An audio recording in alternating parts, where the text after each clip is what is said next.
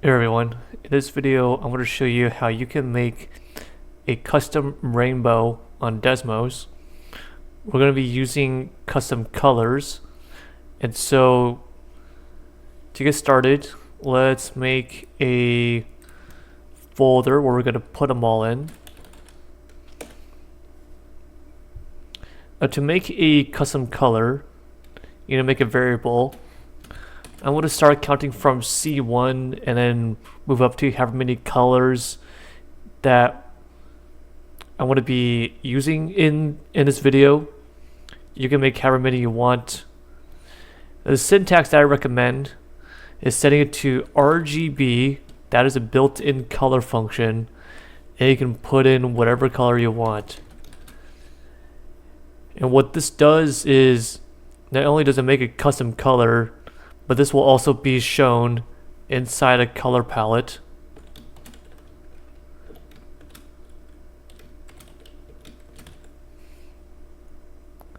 So make a quick shape, go in here, and now the color that you made is in here. So there's two places that you can make your custom values other than manually typing out yourself. First one, you can do a simple Google search for an HTML color picker, and you can make this whatever color you want. And the RGB that comes down here, you can just copy this and paste this in here. The other site which I recommend is going to a website called Colors, and I'm going to have a link to this in the description for those of you who want to use it. Well, you can easily go to what's already available, do a search for rainbow,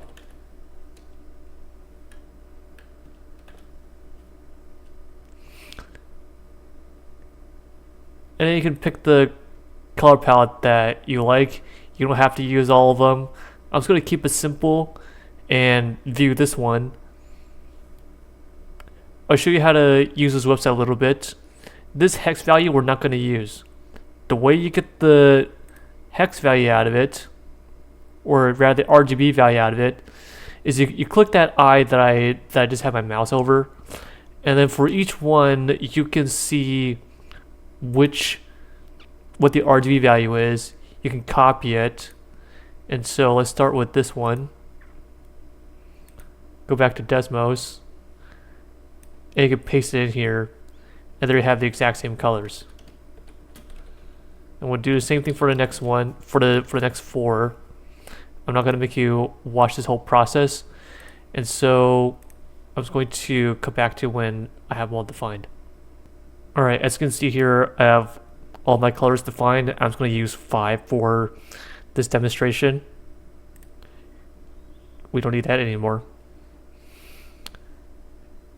Next thing is making the arcs for our rainbow.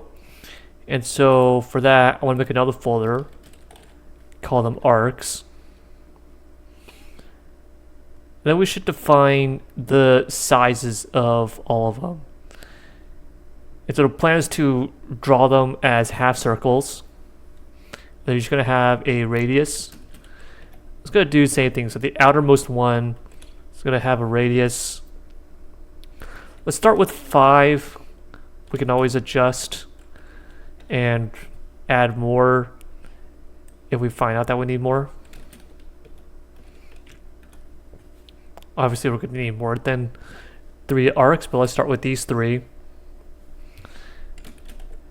Then I want to define a function because we're going to be reusing them more than once.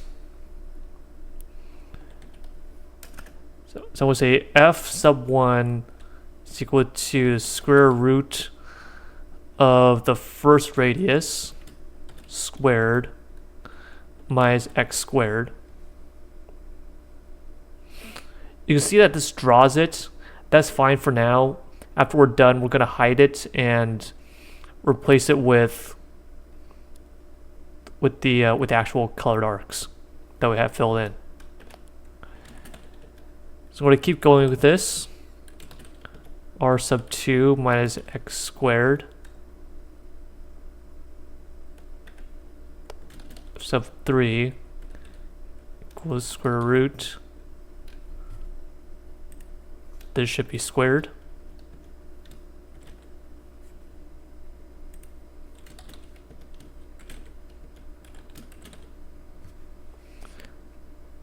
Now we're going to fill them in. And so to do that, let's make another folder.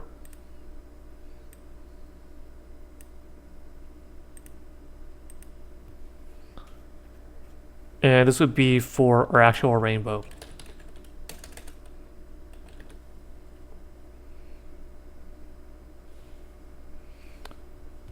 So reason for separating it is we can disable this to hide the lines, but still have our arc showing the actual colors we're using.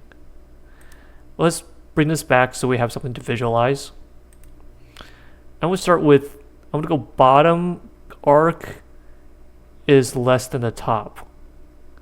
You can also do top is greater than the bottom, but I think it just makes it more aesthetically pleasing in my opinion to go with the less than. I would say f sub 2 is less than or equal to y is less than or equal to f sub 1. So you see that this only bounded between this curve and this top curve. We still need to take care of the outer parts. And so to do that, this is why we made them as functions. I'm going to say 0 is less than or equal to y is less than. In fact, I think we just do this. No, we can't.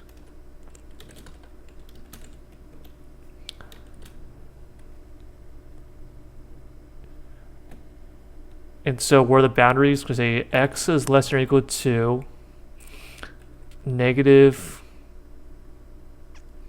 We want the radius for the second one here. It's gonna be negative r sub 2, and x is greater than or equal to r sub 2. But then we can come in here and pick on the custom colors that we used.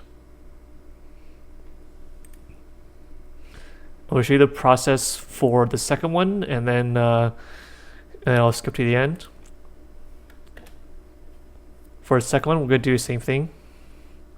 Say f sub 3 is less than or equal to y is less than or equal to f sub 2. I'm going to say 0 is less than y is less than, we want this upper one here. And for the boundaries, we want to use the radius of this smaller arc. It's going to be x is less than negative r sub 3 and x is greater than r sub 3. They can move on to the next color. You can see that I'm already slowly running out of space, and this is the benefit with making variables. You can simply change them up here. I want to bump these up to 8, 7, and 6, and then we can make a few more.